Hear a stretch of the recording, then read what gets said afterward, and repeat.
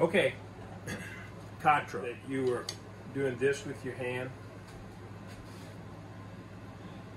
Don't do that, okay? Now your hand is actually going to do that a little bit, but you're not doing it, okay? You're physically not taking it and doing this with it, okay? I know some people do that, and it works, but it's not the best. I don't think it's the best. Your hand will do this, but it's because of the force of the bow.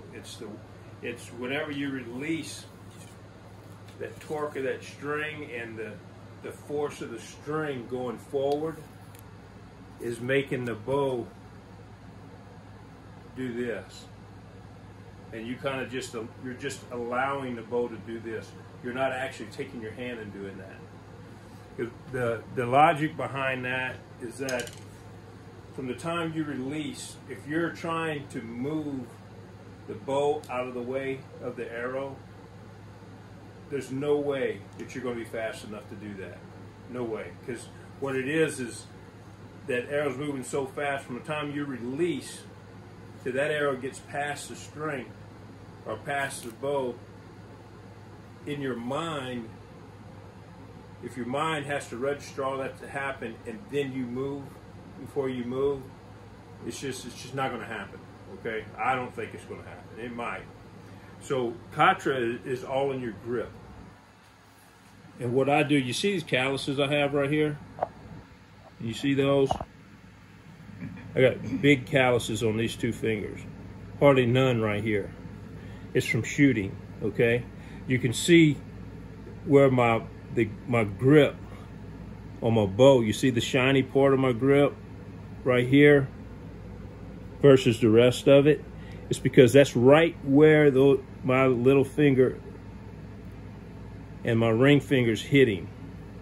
The rest of it isn't too shiny. You can see where these fingers hit my grip and where my thumb is hitting my grip.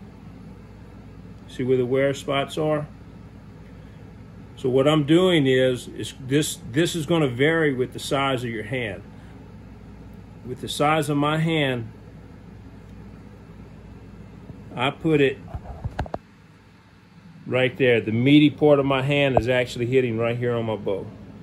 The meaty part of my fingers.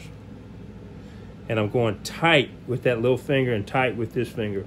My middle finger, this one is more or less just stabilizing everything. I'm not really gripping it. I'm just using it to kind of stabilize things. My thumb and my forefinger isn't gripping anything, okay? What that does is that allows that bow, see how it allows it to rock in your hand? So if you got it like this, it can't rock in your hand. But if you're just gripping it with these two fingers, it can rock in your hand, okay? Now, you bring your hand around like this. If you notice where my string is, it's not against my hand, it's not against my arm like this, it's out. It's almost, if I point let me put my arrow on it and you can see. See where my string's facing?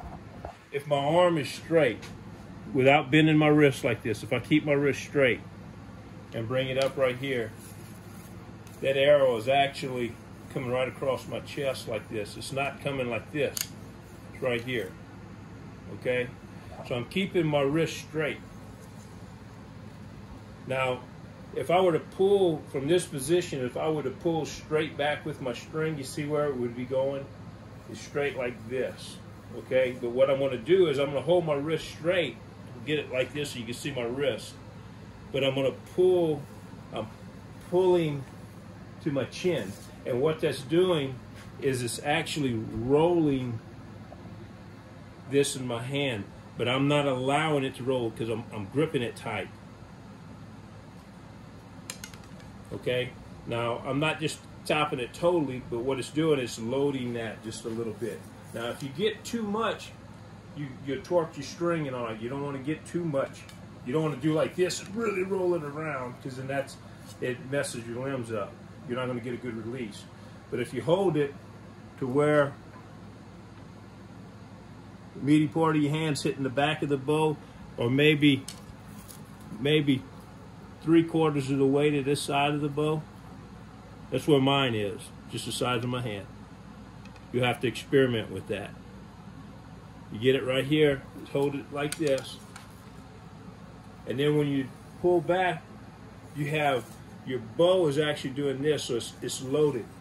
So when you turn loose, the bow's going to go back to this position. So you come back, and when you turn loose, the force of the string, the weight of the arrow, the weight of the limb, everything is making the bow do this, okay? It's making the bow do this in your hand and this. So it's going this way and down. You're up like this, it's going this way and down. Now your wrist is going to kind of follow it. I'm just letting it do that. I'm not going to try to hold it still. So it gives the illusion of somebody doing this. It gives the illusion of this when it's done correctly. Some people that, I ain't gonna say it's incorrect, but some ways to do it when they just actually throw the bow like this, make it slap, okay? That's kind of good to do that, I guess, to get you in the habit of allowing the bow to do this.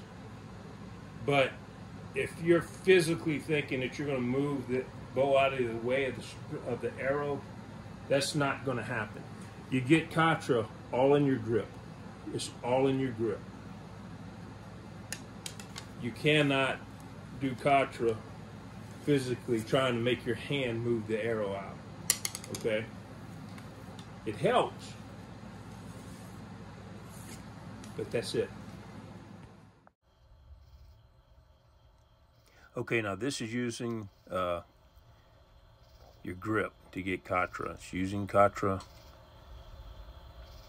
just with your grip. Now I'm not moving it with my hands. It looks like I'm gripping with the bow.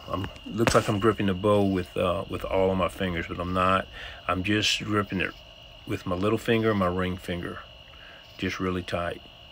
And if you notice, whenever I draw back, as soon as I release the string, that bow goes into motion. Just as soon as I release it, the bow starts to move to the left and down. And if you notice my wrist, it remains straight, and then my hand just follows the bow. And notice how straight the arrow goes. See how my wrist stayed straight, and I just followed the bow around. So I'm not moving the bow with my wrist, I'm just following the bow with my wrist. And you see how straight that went.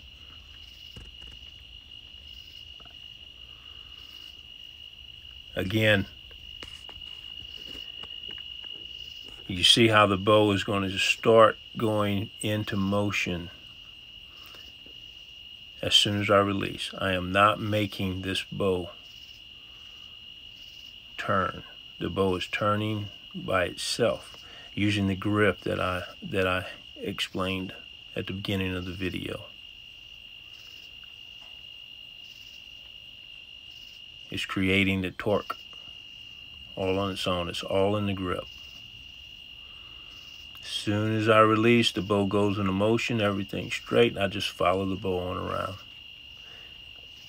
Arrow flies just as straight as can be. The only bend you have in the arrow is the force of the string pushing against the arrow. Now this is using like a modern day grip, like you would a pistol grip, like a modern archer would use. It's a fairly loose grip, and you're just mainly holding it with your forefinger and your thumb.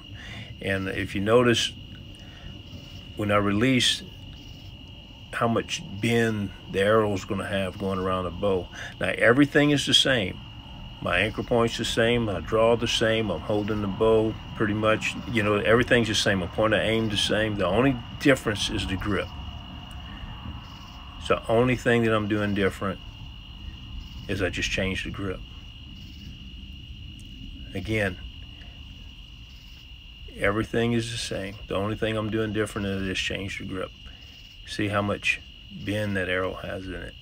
Now, I still hit the center of the target, but using this type of grip, your arrow spine has got to be correct.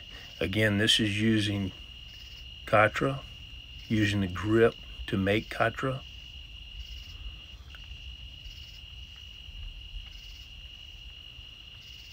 And it's just the grip.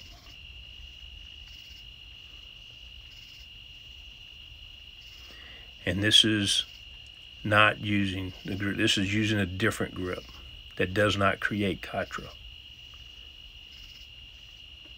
See the difference in arrow flight. I hope this helped you.